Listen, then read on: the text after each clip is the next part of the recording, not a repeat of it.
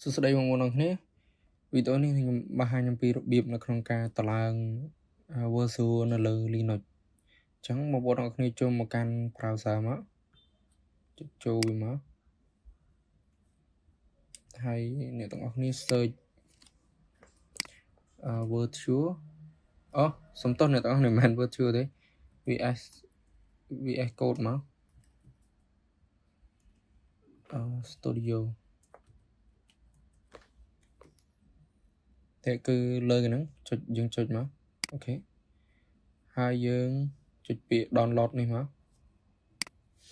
វានឹងនាំអ្នកទាំងអស់គ្នាមកកន្លែងនេះអញ្ចឹងអ្នកទាំងអស់គ្នាចុច download អាមួយនេះមក download deep នេះមកចុចមកអូខេ direct download នេះចុចវាគឺវា download ឲ្យហើយអញ្ចឹងយើងរងចាំវាសិនមក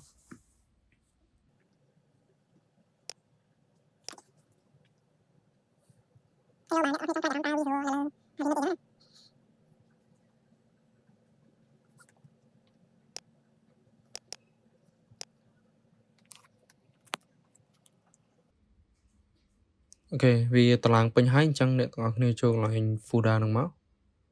ហើយคลิกមកស្ដាំលើវាយកពាក្យថា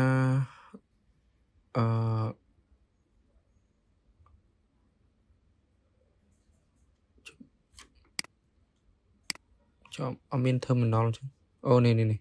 យកពាក្យថា open terminal here អូខេអ្នកទាំងអស់គ្នាវាយពាក្យ ls គឺវាចេញមកបែបនេះអញ្ចឹងអ្នកទាំងអស់គ្នាត្រូវ install វានៅលើ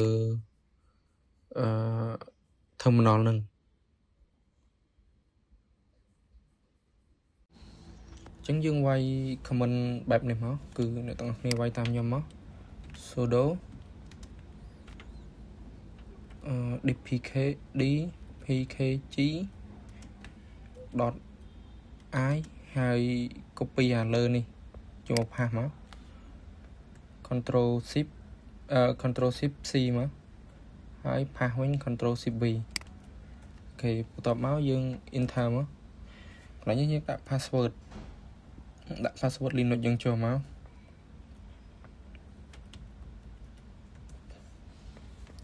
វាកំពុង install អញ្ចឹងយើងចាំវាសិនមក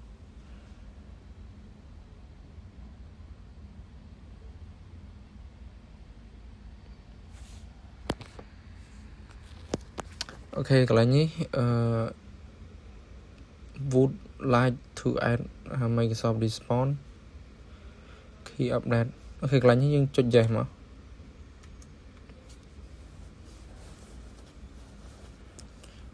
គឺវាបានតឡើង success ហើយអញ្ចឹងយើងខ្វែងវាវិញមកខ្វែងវាមកយើងមក search ត្រង់នេះវាយ Visual មកមានអត់នេះ Visual Studio Code របស់យើងអញ្ចឹងគឺយើងបានតឡើងរួចហើយនេះយើង use ជាមួយ AI 用អីបានហើយនេះតបជាប់មួយ GitHub ទៀតគឺយើងមិនអូខេអាហ្នឹងចាំប្រើប្រាស់ក្រោយទៅគឺឥឡូវយើងតឡើងបានហើយ